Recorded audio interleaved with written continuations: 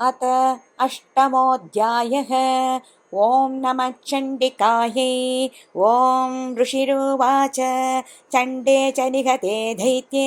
मुण्डे च विनिपातिते बहुलेषु च सैन्येषु क्षयितेष्वसुरेश्वरः ततः कोपपराधीन छेदासुम्बप्रतापवान् उद्योगं सर्वसैन्यानां दैत्यानाम् आदिदेशः अद्य सर्वबलै दैत्या षडशीतिधृतायुधाः कम्भूनां चतुरशीति निर्यान्तु स्वबलैर्वृताः कोटिवीर्याणि 50 असुराणां कुलानि वै 100 कुलानि दौम्राणां निर्गच्छन्तु ममाज्ञया कालकादौ हृता मौर्या कालकेयास्तथासुराः युद्धाय सज्जा निर्यान्तु आज्ञया त्वरिता मम इत्याज्ञाभ्यासुरपति शुम्भो भैरवशासनः निर्जगाम महासैन्य सहस्रैर्बहुभिर्वृतः आयान्तं चण्डिका दृष्ट्वा दत्सैन्यमधिभीषणं जास्वने पूरयामास धरणी गगनान्तरं ततः सिंहो महानादम् अतीव कृतवान् नृप घण्टास्वनेन तन्नादम् अम्बिका चोबबृंहयत् धनुर्जा सिंहघण्टानां नादपूरितधिङ्मुखा निनादैर्भीषणैः काली जिज्ञे विस्तारितानना तन्निनादमुपश्रुत्य दैत्यसैन्यचतुर्दिशं देवी सिंहस्तथा काली सरोषैः परिवारिताः एतस्मिन्नन्तरे भूप विनाशाय सुरद्विषां भवायामरसिंहानाम् अतिवीर्यबलान्विताः ब्रह्मे सगुहविष्णूनां ततेन्द्रस्य शक्तयः शरीरेभ्यो विनिष्क्रम्य तत्रूपै चण्डिकां ययुः यस्य देवस्य यत्रूपं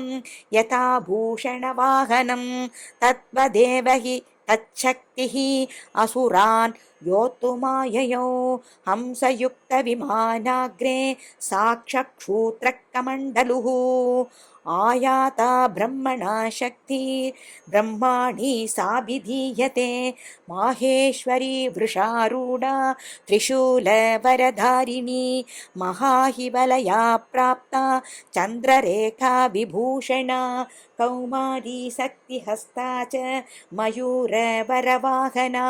योतुमव्याययौ दैत्यान् अम्बिका गुहरूपिणी तदैव वैष्णवी शक्ति गरुडोपरि संस्थिता शङ्खचक्रगदाश्चाङ्ग खड्गहस्त्याभ्युपाययौ यज्ञवाराहमतुलं रूपं या विप्रतो हरेः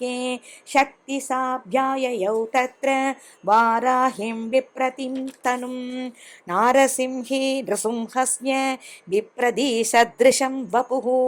प्राप्ता तत्र सडाक्षेप क्षिप्तनक्षत्रसंहतिः वज्रहस्ता तदैवैन्द्री गजराजोपरि स्थिता प्राप्ता सहस्रनयना यथा शक्रस्तदैव सा ततः परिवृतस्थापिः ईशानो देवशक्तिभिः हन्यन्तामसुरा शीघ्रं मम प्रीत्याह चण्डिकां ततो देवी शरीरात् विनिष्क्रान्तादिभीषणा चण्डिका शक्तिरद्युग्रा शिवा शतनिनादिनी सा चाह धूम्रजटिलम्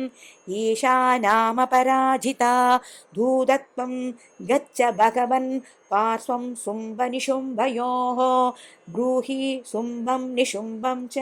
दानवावति गर्भितौ ये चान्ये दानवास्तत्र युद्धाय समुपस्थिताः त्रैलोक्यमिन्द्रो लभतां देवा सन्तु हविर्भुजः यूयं प्रयात पातालं यदि जीवितुमिच्छत बलाबलेभा तदच्छेत् भवन्तो युक्तकाङ्क्षिणः दधा गच्छद दृप्यन्तु मत्सिभाभिषिते तेन वः यतो नियुक्तो तौध्येन तया देव्या शिव स्वयं शिवदूधीति लोकेऽस्मिन् ततः सा ज्ञातिमागता सेवी श्रुत्वा वचो देव्या सर्वा ज्ञातं महासुराः अमर्षा पूरिता जग्मुः यत्र कात्यायनी स्थिता ततः प्रथममेवाग्रे शरशक्ति वृष्टिभिः ववर्षरुद्ध तामर्षास्तां देवीममरारयः सा च तान् प्रहितान् बाणान् शूरशक्ति परश्वधान् शिच्छेदलीलयात्माद धनुर्मुक्तैर्महेषुभिः तस्या कृतस्तथा काली शूलपादविधारितान् कट्वाङ्गबोधितान् चारीन् कुर्वती व्यचरत्तदा कमण्डलु जलाक्षेप हतवीर्यान् हतौजसः ब्रह्माणि चागरोषद्रून् येन स्मतावती माहेश्वरी त्रिशूलेन तथा चक्रेण वैष्णवी दैत्यान् जगान कौमारी तदा शक्त्यादिकोपना ऐन्द्रीकुलिशपातेन सदशो दैत्यदानवाः भेदुर्विधारिता पृथुभ्यां रुधिरौकप्रवर्षिणः तुण्डप्राहारविध्वस्ता दंष्ट्राक्रक्षदवक्षसः वाराहमूर्त्या न्यपतन् चक्रेण च विदारिताः नगैर्विदारितान् चान्यान् भक्षयन्ती महासुरान् नारसिंही सचाराजौ नादा पूर्णदिगम्बरा चण्डाट्टहासैरसुरा शिवदूर्यविदूषिताः भेतुर्पृथिव्या पतितान् तान् चागाधातसादताम् इति मातृगणं कृतं मर्दयन्तं महासुरान् दृष्ट्वाभ्युपायैर्विविधैः नेषुर्देवारिसैनिकाः पलायनपरान् दृष्ट्वा दैत्यान् मातृगणार्तितान् योतुमव्याययौ क्रुद्धो रक्तबीजो महासुरः रक्तबिन्दुर्यथा भूमौ पतत्यस्य शरीरतः समुत्पतति मेदिन्यां तद्ब्रह्माणस्तथासुरः युयुधे स गदापाणि इन्द्रशक्त्या महासुरः ददश्चैन्द्री स वज्रेण रक्तबीजमताडयत् कुलिसेना हतत्यासु बहु शुश्रावशोणितम् समुत्तस्तुस्ततो योधा तत्रूभा तत्पराक्रमाः यावन्तः पतितास्तस्य शरीरात् रक्तबिन्दवः तावन्तः पुरुषा जातास्तद्वीर्यबलविक्रमाः ते चाभियुयुधुस्तत्र पुरुषा रक्तसम्भवाः समं मातृभिरद्युग्र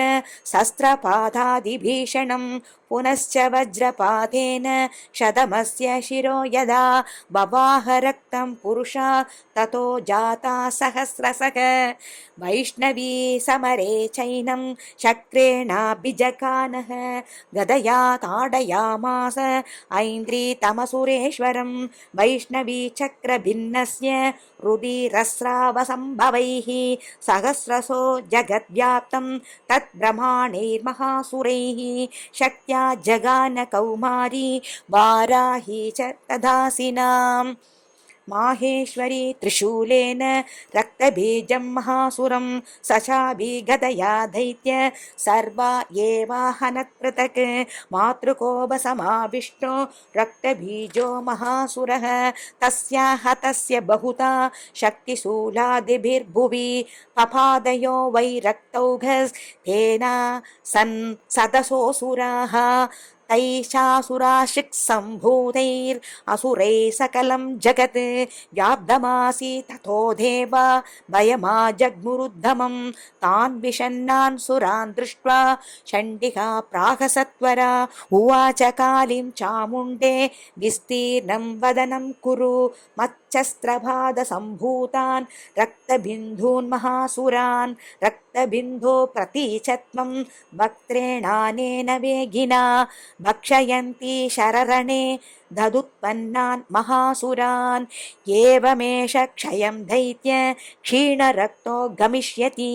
भक्ष्यमानास्त्वया चोक्रा न चोत्पद्यन्ति चापरे इत्युक्त्वा तां ततो देवी शूलेनाभिजगानतम् मुखेन कालिजगृहे रक्तबीजस्य शोणितं ततो सा वा जघानात् गदया तत्र चण्डिकां न चास्या वेदनां चक्रे तदा पादोल्पिकामपि तस्याः तस्य देहात् बहु शुश्रावशोणितं यतस्ततस्तद्वक्तेन चामुण्डा सम्प्रतीच्छति मुखे समुद्गता येस्या रक्तबाधान् महासुराः तां चकाधादशामुण्डा पपौ तस्य च शोणितं देवी शूलेन वज्रेण बाणैरसिभिरिष्टिभिः जगान रक्तबीजं तं चामुण्डा पीदशोणितं सबभादमहिपृष्ठे शस्त्रसङ्गः समाहतः नीरक्तश्च महीपाल रक्तबीजो महासुरः ततस्ते हर्षमतुलम् अवाबुस्त्रुदसा नृपम् तेषा मातृगणो जातो ननर्दासिंहमधोदधः ॐ स्वस्ति श्री मार्कण्डेय पुराणे सावर्णिके मन्वन्तरे देवी माहात्म्ये अष्टमः श्री जगदम्बार्पणमस्तु।